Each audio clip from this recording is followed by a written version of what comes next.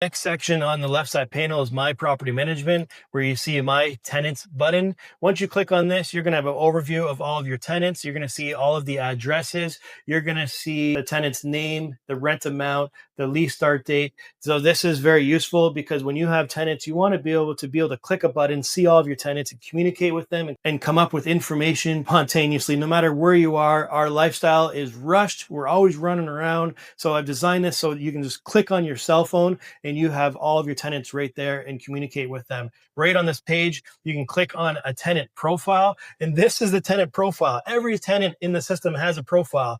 And I wanted to make sure that when we are managing properties and tenants in situations, I want to be able to click on a tenant profile and I want to be able to see everything about this tenant.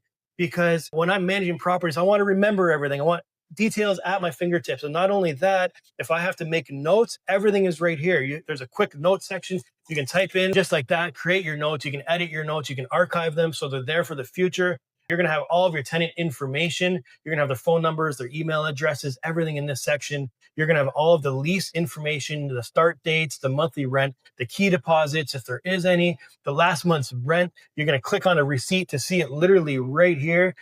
You're going to be able to see the lease literally on this page as well. It's that simple.